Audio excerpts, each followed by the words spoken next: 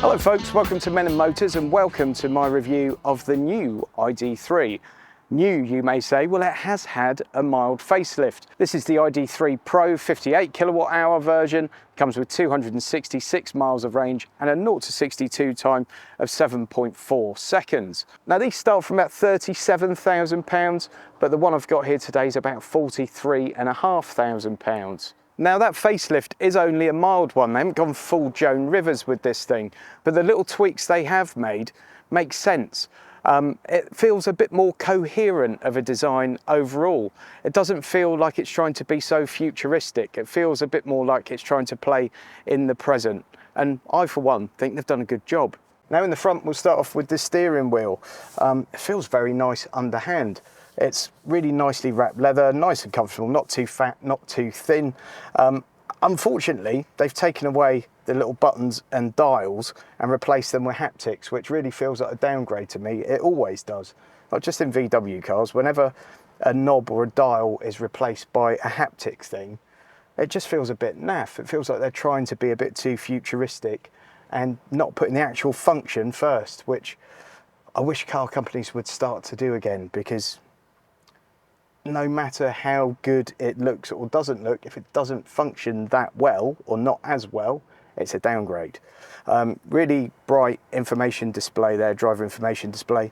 Not particularly big, but it's got all the information you could ever possibly really need. Now onto the infotainment system. It has been a little bit of a hot potato in owners of the first generation ID3. It has had a bit of an upgrade and it's all the better for it. Now I have to say, full disclosure, I haven't had too long in this car, but in the time I have had the car, I haven't experienced any problems. Now, when I drove the previous generation ID3, I had problems from the off. It's not enough to say that everything's cured with this and everything's now wonderful, but certainly my experience with the car in the short time that I've had it has been a good one. It connects to the wireless Apple CarPlay very, very quickly, and in practice it works very well. Plenty of real estate in that little screen. The voice commands work as well in this car as in anything currently on the market, in my opinion. And aside from the fact that it's got haptics instead of physical buttons or dials, it seems to work well in practice.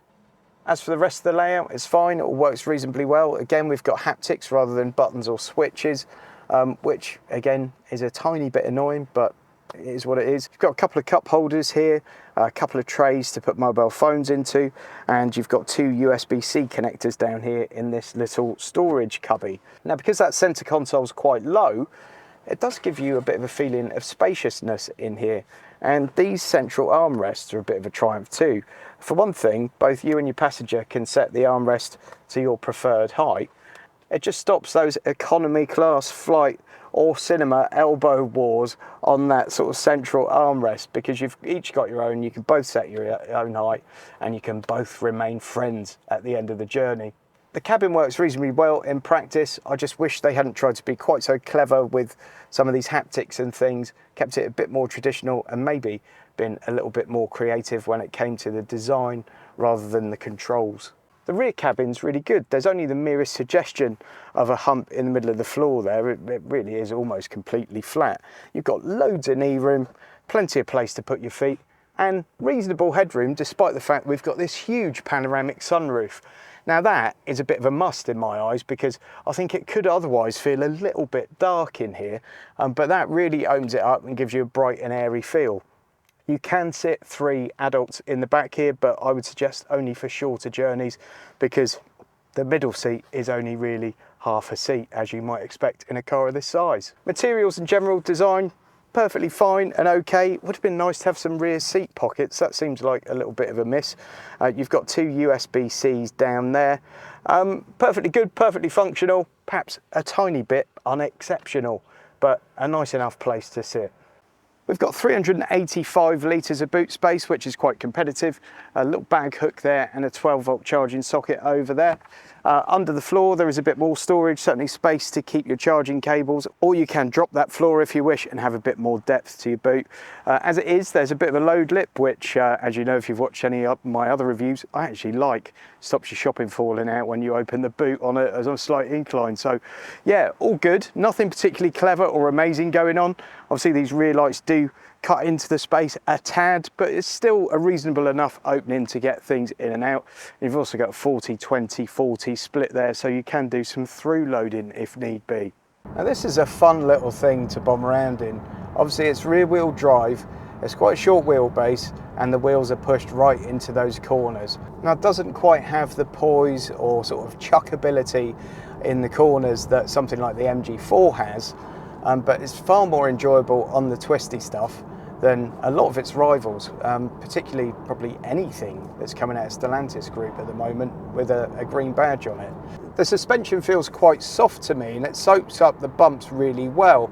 And for most people, it's going to be their sweet spot. It's going to be that nice, sort of comfortable, relaxing drive where you don't feel seasick when going around corners. However, your enthusiast drivers, I feel, would prefer something a little bit firmer, just to make it a bit more planted in those bends. But it doesn't take away really from the driving experience, which, as I said before, is fun. Now EVs generally are very heavy cars, and in some of them you really feel that weight when you're driving them. You don't in this. It feels as light as a feather. It feels very nimble, very sprightly.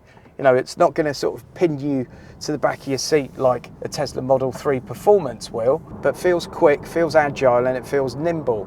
And it doesn't feel so light that you're completely disconnected from the wheels and everything else that's going on.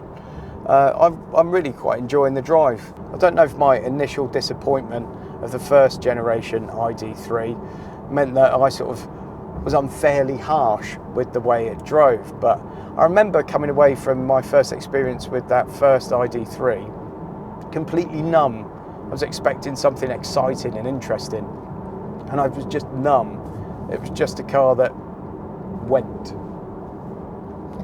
There was no enjoyment with it. There was nothing interesting about it. This is a car that's always going to get compared to the MG4, sometimes fairly, sometimes unfairly in my eyes. And the main reason for that comparison is the difference in price. You know, there is a fairly hefty difference in price.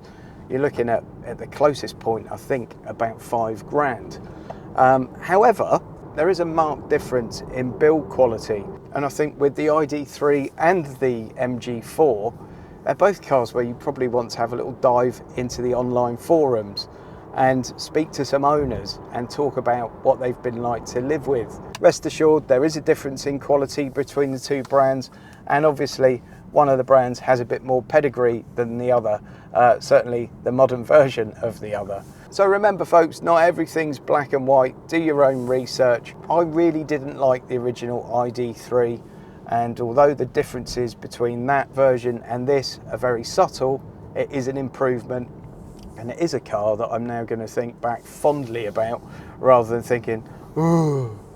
So read into that what you will.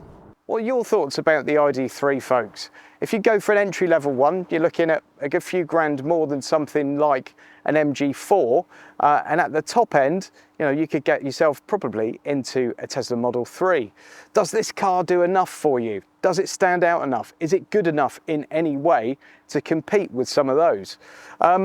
This is a much better car, I think, than the first generation model. I'll let you into a secret. I really didn't like the first gen ID3.